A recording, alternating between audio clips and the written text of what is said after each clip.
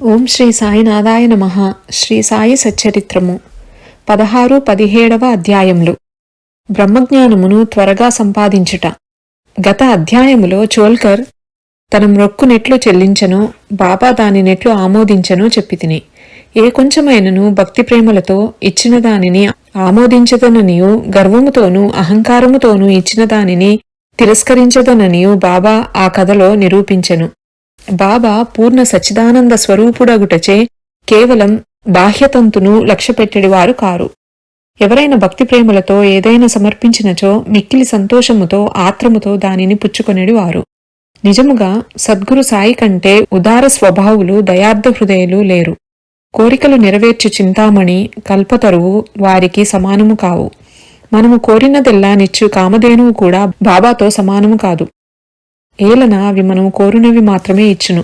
కాని సద్గురువు అచింత్యము అనుపలభ్యము అయిన ఆత్మసాక్షాత్కారమును ప్రసాదించును. ఒకనాడొక ధనికుడు సాయిబాబా వద్దకు వచ్చి బ్రహ్మజ్ఞానమును ప్రసాదించుమని బతిమాలెను. ఆ కథ ఇచ్చట చెప్పుదుము. సకలైశ్వర్యములను అనుభవించుచున్న ధనికుడొకడుండెను. అతడి ఇండ్లను, ధనమును, పొలములను, తోటలను సంపాదించెను. వానికనేక మంది సేవకులుండెడి వారు. బాబా కీర్తి వాని చెవుల పడగనే షిరిడీకి పోయి బాబా పాదములపై బడి బ్రహ్మజ్ఞానమును ప్రసాదించుమని బాబాను వేడుకొనేదనని తన స్నేహితునితో చెప్పెను. తనకు వేరేమియూ వలదనియూ, బ్రహ్మజ్ఞానము పొందినచో తనకు మిక్కిలి సంతసము కలుగుననియూ చెప్పెను. ఆ స్నేహితుడిట్లనెను, బ్రహ్మజ్ఞానమును సంపాదించుట అంత సులభమైన పని కాదు. ముఖ్యముగా నీ వంటి పేరాసగలవానికి అది మిగుల దుర్లభము.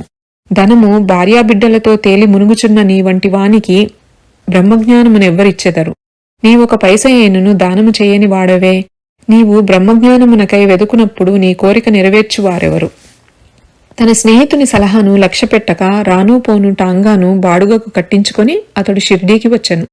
మసీదుకు పోయి బాబాను చూచి వారి పాదములకు సాష్టాంగ నమస్కారము చేసి ఇట్లనెను, బాబా, ఇక్కడకు వచ్చిన వారికి ఆలస్యము చేయక బ్రహ్మమును చూపెదరని విని నేనంత దూరము నుంచి వచ్చి తిని. ప్రయాణముచే నేను మిక్కిలి బడిలెతిని. మీరు బ్రహ్మజ్ఞానమును ప్రసాదించినచో నేను పడిన శ్రమకు ఫలితము లభించును. బాబా ఇట్లు బదులు చెప్పెను, నా ప్రియమైన స్నేహితుడా, ఆతురపడవద్దు. త్వరలోనిప్పుడే నీకు బ్రహ్మమును చూపెదను. నాది నగదు బేరమే కాని అరువు బేరము కాదు. అనేక మంది నా వద్దకు వచ్చి ధనము, ఆరోగ్యము, పలుకుబడి, గౌరవము, ఉద్యోగము, రోగ నివారణము మొదలగు ప్రాపంచిక విషయములనే అడుగుదురు. నా వద్దకు వచ్చి బ్రహ్మజ్ఞానము నివ్వుమని అడుగువారు చాలా తక్కువ. ప్రపంచ విషయములు కావాలనని అడుగువారికి లోటు లేనే లేదు. పారమార్థిక విషయమై యోచించువారు మిక్కిలి అరుదు. కావున నీవంటి వారు వచ్చి బ్రహ్మజ్ఞానము కావాలనని అడుగు సమయము శుభమైనది, శ్రేయోదాయకమైనది. కనుక సంతసముతో నీకు బ్రహ్మమును, దానికి సంబంధించిన వానినన్నింటినీ చూపెదను. ఇట్లని బాబా వానికి బ్రహ్మమును చూపుటకు మొదలిడెను. వానినక్కడ కూర్చుండమని ఏదో సంభాషణలోనికి దించెను. అప్పటికాతడు తన ప్రశ్న తానే మర్చినట్లు చేసెను. ఒక బాలుని పిలిచి నందు మార్వాడి వద్దకు పోయి 5 రూపాయలు జేబదులు తెమ్మనెను. కుర్రవాడు పోయి వెంటనే తిరిగి వచ్చి నందు ఇంటి వద్ద లేడనియూ, వాని ఇంటి వాకిలికి తాళము వేసియున్నదనియూ చెప్పెను. కిరాణా దుకానుదారు బాలా వద్దకు పోయి అప్పు తెమ్మని బాబా అనెను. ఈసారి కూడా కుర్రవాడు వట్టి చేతులతో తిరిగి వచ్చెను. ఇంతకిద్దరు ముగ్గురు వద్దకు పోగా ఫలితము లేకపోయెను. సాయిబాబా సాక్షాత్ పరబ్రహ్మావతారమేనని మనకు తెలియను. అయినచో 5 రూపాయలు అప్పు చేయవలసిన అవసరమేమి? వారికి అంత చిన్న మొత్తముతో ఏమి పని అని ఎవరైనా అడగవచ్చును. వారికి ఆ డబ్బు అవసరమే లేదు. నందు మరియు బాలా ఇంటి వద్ద లేరని వారికి తెలిసియేయుండును. ఇది అంతయు బ్రహ్మజ్ఞానము కోరి వచ్చిన వాని కొరకై జరిపించియుందురు. ఆ పెద్ద మనిషి వద్ద నోటిల కట్టయుండెను. అతనికి నిజముగా బాబా వద్ద నుంచి బ్రహ్మజ్ఞానము కావలసియున్నచో బాబా అంత ప్రయాసపడుచున్నప్పుడు అతడు ఊరకనే కూర్చుండడు. బాబా ఆ పైకంను తిరిగి ఇచ్చి వేయనని కూడా వానికి తెలియను. అంత చిన్న మొత్తమైనప్పటికీ వాడు తెగించి ఇవ్వలేకపోయెను. అట్టివానికి బాబా వద్ద నుంచి బ్రహ్మజ్ఞానము కావలెనట. నిజముగా బాబా యందు భక్తి ప్రేమలు కలవాడెవడైనను వెంటనే 5 రూపాయలు తీసి ఇచ్చియుండునే కాని ప్రేక్షకుని వలె ఊరకే చూచుచూ కూర్చునియుండడు. ఈ పెద్ద మనిషి వైఖరి శుద్ధ విరుద్ధముగానుండెను. వాడు డబ్బు ఇవ్వలేదు సరికదా, బాబాను త్వరగా బ్రహ్మజ్ఞానం ఇవ్వుమని తొందరపెట్టుచుండెను. అప్పుడు బాబా ఇట్లనెను, ఓ మిత్రుడా, నేను నడుపుచున్న దానినంతటినీ గ్రహించలేకుంటివా ఏమి? ఇచ్చట కూర్చుండి నీవు బ్రహ్మమును చూచుటకై ఇదంతయూ జరుపుచున్నాను. సూక్ష్మముగా విషయమిది. బ్రహ్మమును చూచుటకు 5 వస్తువులు సమర్పించవలెను. అవి ఏవన పంచప్రాణములు, పంచేంద్రియములు, మనస్సు, బుద్ధి, అహంకారము. బ్రహ్మజ్ఞానము లేదా ఆత్మ సాక్షాత్కారమునకు బోవు దారి చాలా కఠినమైనది. అది కత్తివాదర వలె మిక్కిలి పదునైనది. అట్లనుచు బాబా ఈ విషయమునకు సంబంధించిన సంగతులన్నీయూ చెప్పెను. వానిని క్లుప్తముగా ఈ దిగువ పొందుపరిచితిమి. బ్రహ్మజ్ఞానము లేదా ఆత్మ సాక్షాత్కారమునకు యోగ్యత. అందరూ తమ జీవితంలో బ్రహ్మమును చూడలేరు. దానికి కొంత యోగ్యత అవసరము. ముముక్షుత లేదా స్వేచ్ఛనందుటకు తీవ్రమైన కోరిక.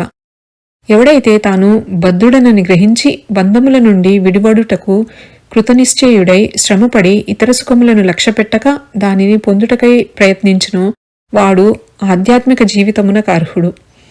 విరక్తి లేదా ఇహపర సౌఖ్యములందు విసుగు చెందుట. ఇహపర లోకములందు గల గౌరవములకు విషయములకు విసుగు చెందినగాని పారమార్థిక రంగములో ప్రవేశించుటకు అర్హత లేదు. అంతర్ముఖత, లోనికి చూచుట.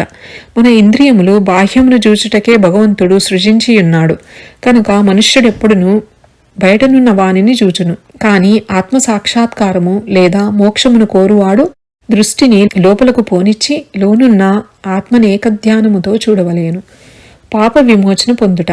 మనుష్యుడు దుర్మార్గ మార్గము నుండి బుద్ధిని మరలించినప్పుడు, తప్పులు చేయుట మాననప్పుడు, మనస్సును చలింపకుండా నిలబెట్టలేనప్పుడు జ్ఞానము ద్వారా కూడా ఆత్మసాక్షాత్కారమును పొందలేడు. సరి అయిన నడవడి.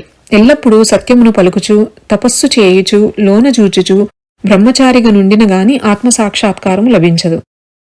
ప్రియమైన వాని కంటే శ్రేయస్కరమైన వానిని కోరుట. లోకములో 2 తీరుల వస్తువులున్నవి. ఒకటి మంచిది, రెండవది ప్రీతికరమైనది. మొదటిది వేదాంత విషయములకు సంబంధించినది, రెండవది ప్రాపంచిక విషయములకు సంబంధించినది. ఈ రెండును మానవుని చేరును. వీనిలో నొకదానినే అతడెంచుకొనవలెను. తెలివిగలవాడు మొదటి దానిని అనగా శుభమైన దానిని కోరును. బుద్ధి తక్కువవాడు రెండవ దానిని కోరును. మనస్సును ఇంద్రియములను స్వాధీనమందుంచుకొనుట. శరీరము రథము, ఆత్మ దాని యజమాని. బుద్ధి ఆ రథమును నడుపు సారథి. మనస్సు కళ్ళెము, ఇంద్రియములు గుర్రములు. ఇంద్రియ విషయములు వాని మార్గములు. ఎవరికి గ్రహించే శక్తి లేదో, ఎవరి మనస్సు చంచలమైనదో, ఎవరి ఇంద్రియములు అస్వాధీనములో వాడు గమ్యస్థానమును చేరలేడు. చావు పుట్టుకల చక్రములో పడిపోవును. ఎవరికి గ్రహించే శక్తి కలదో, ఎవరి మనస్సు స్వాధీనమందున్నదో, ఎవరి ఇంద్రియములు స్వాధీనమందుండునో, ఎవడు తన బుద్ధిని మార్గదర్శిగా గ్రహించి తన మనస్సును పగ్గముతో లాగి పట్టుకొనగలడో వాడు తన గమ్యస్థానమును చేరగలడు, విష్ణుపదమును చేరగలడు. మనస్సును పావనము చేయుట. మానవుడు ప్రపంచంలో తన విధులను తృప్తిగా ఫలాపేక్ష లేకుండా నిర్వర్తించని ఎడల అతని మనస్సు పావనము కాదు. మనస్సు పావనము కానిదే అతడు ఆత్మ సాక్షాత్కారము పొందలేడు. పావనమైన మనస్సులోనే వివేకము, వైరాగ్యము మొలకలెత్తి క్రమముగా ఆత్మ సాక్షాత్కారమునకు దారితీయును. అహంకారము రాలిపోనిదే, లోభము నశించనిదే, మనస్సు కోరికలను విడిచిపెట్టనిదే ఆత్మసాక్షాత్కారమునకు అవకాశము లేదు. దేహమే నేననుకొనుట గొప్ప భ్రమ. ఈ అభిప్రాయమంద అభిమానముండుటయే బంధమునకు కారణము. నీవాత్మసాక్షాత్కారమును కాంక్షించినచో ఈ అభిమానమును విడువవలెను. గురువు యొక్క ఆవశ్యకత. ఆత్మజ్ఞానము మిక్కిలి సూక్ష్మము గూఢమునైనది. ఎవరైనను తమ స్వశక్తిచే దానిని పొందుటకాశించలేరు. కనుక ఆత్మసాక్షాత్కారము పొందిన ఇంకొకరి సహాయము మిక్కిలి అవసరము. గొప్ప కృషి చేసి శ్రమించి ఇతరులివ్వలేని దానినతి సులభముగా గురువు నుండి పొందవచ్చును. వారా మార్గమందు నడిచియున్నవారు కావున శిష్యుని సులభముగా ఆధ్యాత్మిక ప్రగతిలో క్రమముగా ఒక మెట్టు మీద నుంచి ఇంకొక పైమెట్టునకు తీసుకొని పోగలరు. భగవంతుని కటాక్షము. ఇది అన్నింటికంటే మిక్కిలి అవసరమైనది. భగవంతుడు తన కృపకు పాత్రులైన వారికి వివేకమును వైరాగ్యమును కలగజేసి సురక్షితముగా భవసాగరము నుండి తరింపజేయగలడు. వేదములు అభ్యసించుట వల్ల గాని, మేధాశక్తి వల్ల గాని, పుస్తక జ్ఞానము వల్ల కాని ఆత్మానుభూతి పొందలేరు. ఆత్మ ఎవరిని వరించునో వారే దానిని పొందగలరు. అట్టివారికే ఆత్మ తన స్వరూపమును తెలియజేయునని కఠోపనిషత్తు చెప్పుచున్నది.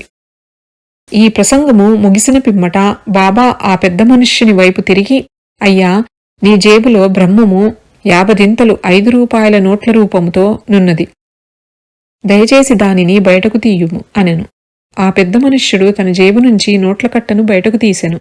లెక్కపెట్టగా సరిగ్గా 25 10 రూపాయల నోట్లుండెను. అందరూ మిక్కిలి ఆశ్చర్యపడిరి. బాబా సర్వజ్ఞతను జూచి వాని మనస్సు కరియెను. బాబా పాదములపై బడి వారి ఆశీర్వాదముకై వేడెను. అప్పుడు బాబా ఇట్లనెను, నీ బ్రహ్మపు నోటుల కట్టలను చుట్టిపెట్టుము. నీ పేరాసను లోభమును పూర్తిగా వదలనంత వరకు నీవు నిజమైన బ్రహ్మమును చూడలేవు. ఎవరి మనస్సు ధనమందు, సంతానమందు, ఐశ్వర్యమందు లగ్నమయ్యున్నదో వాడ అభిమానమును పోగొట్టుకొనంత వరకు బ్రహ్మమునెట్లు పొందగలడు. అభిమానమనే భ్రమ ధనమందు తృష్ణ, దుఃఖమను సుడిగుండము వంటిది. అది అసూయ, అహంభావమను మొసళ్లతో నిండియున్నది. ఎవడు కోరికలు లేనివాడో వాడు మాత్రమే ఈ సుడిగుండమును దాటగలడు. పేరాశయు బ్రహ్మజ్ఞానమును ఉత్తర దక్షిణ ధ్రువముల వంటివి. అవి శాశ్వతముగా ఒకటికొకటి బద్ధవైరము గలవి. ఎక్కడ పేరాసగలదో అక్కడ బ్రహ్మము గూర్చి ఆలోచించుటకు గాని దాని ధ్యానమునకు గాని తావులేదు. అట్లయినచో పేరాసగలవాడు విరక్తిని, మోక్షమును ఎట్లు సంపాదించగలడు? లోబికి శాంతి గాని, సంతుష్టి గాని, దృఢ నిశ్చయము గాని ఉండవు. మనస్సునందేమాత్రము పేరాసయున్నను సాధనలన్నీయు నిష్ప్రయోజనములు. ఎవడు ఫలాపేక్ష రహితుడు కాడో, ఎవడు ఫలాపేక్ష కాంక్షను విడువడో, ఎవనికి వాని యందు విరక్తి లేదో అట్టివాడు గొప్ప చదువరేయున్నప్పటికీ వాని జ్ఞానం ఎందుకు పనికిరానిది. ఆత్మసాక్షాత్కారము పొందుటకిది వానికి సహాయపడదు. ఎవరు అహంకారపూరితులో, ఎవరింద్రియ విషయముల గూర్చి ఎల్లప్పుడూ చింతించెదరో వారికి గురుబోధలు నిష్ప్రయోజనములు. మనస్సును పవిత్రమునొచ్చుట తప్పనిసరి అవసరము. అది లేనిచో మన ఆధ్యాత్మిక ప్రయత్నములన్నీయు ఆడంబరము, డాంబికము కొరకు చేసినట్లగును. కావున దేనిని జీర్ణించుకొనగలడో, దేనిని శరీరమునకు పట్టించుకొనగలడో దానినే వాడు తీసుకొనవలెను. నా ఖజానా నిండుగానున్నది. ఎవరికేది కావలసిన దానిని వారికివ్వగలను. కాని వానికి పుచ్చుకొని యోగ్యత కలదా లేదా అని నేను మొదట పరీక్షించవలెను. నేను చెప్పిన దానిని జాగ్రత్తగా విన్నచో నీవు తప్పక మేలు పొందెదవు. ఈ మసీదులో కూర్చొని నేనెప్పుడూ అసత్యములు పలకను. ఒక అతిథిని ఇంటికి పిలిచినప్పుడు ఇంటిలోని వారు, అక్కడున్న వారు, స్నేహితులు, బంధువులు కూడా అతిథితో పాటు విందులో పాల్గొందురు. కావునప్పుడు మసీదులోనున్న వారందరూ బాబా ఆ పెద్ద మనుష్యునకు చేసిన ఈ ఆధ్యాత్మిక విందులో పాల్గొనిరి. బాబా ఆశీర్వాదములను పొందిన పిమ్మట అచ్చటనున్న వారందరూ ఆ పెద్ద మనిషితో సహా మిక్కిలి సంతోషముతో సంతుష్టి చెందిన వారై వెళ్లిపోయిరి. బాబా వారి వైశిష్ట్యము. అనేక మంది సన్యాసులు ఇండ్లు విడిచి అడవులలోని గుహలలోనూ ఆశ్రమములలోనూ ఒంటరిగా నుండి జన్మరాహిత్యమును గాని మోక్షమును గాని సంపాదించుటకు ప్రయత్నించెదరు. వారితరుల గూర్చి ఆలోచించక ఆత్మానుసంధానమందే మునిగియుందురు. సాయిబాబా అట్టివారు కారు. బాబాకు ఇల్లు గాని, భార్య గాని, సంతానము గాని, బంధువులు గాని లేరు. అయినప్పటికీ వారు సమాజములోనే యుండెడివారు. బాబా 4-5 ఇండ్ల నుండి భిక్ష చేసి ఎల్లప్పుడూ వేప చెట్టు క్రిందనే కూర్చొనివారు. లౌకిక విషయములందు మగ్నులైన జనులకు ఈ ప్రపంచములో నెట్లు ప్రవర్తించవలేనో బోధించెడివారు. ఆత్మ సాక్షాత్కారము పొందిన పిమ్మట కూడా ప్రజల క్షేమమునకై పాటుపడు సాధువులు, యోగులు మిక్కిలి అరుదు. అట్టి వారిలో శ్రీ సాయిబాబా ప్రథమగణ్యులు. కనుక హేమాత్ పంత్ ఇట్లు చెప్పెను, ఏ దేశమునందు సాయిబాబాయను ఈ అపూర్వము, అమూల్యము అయిన పవిత్ర రత్నము పుట్టినదో ఆ దేశము ధన్యము. ఏ కుటుంబంలో వీరు పుట్టిరో అదియూ ధన్యము. ఏ తల్లిదండ్రులకు వీరు పుట్టిరో వారును ధన్యులు. 16-17 అధ్యాయములు సంపూర్ణము. సద్గురు శ్రీ సాయినాథార్పణమస్తు. శుభం భవతు.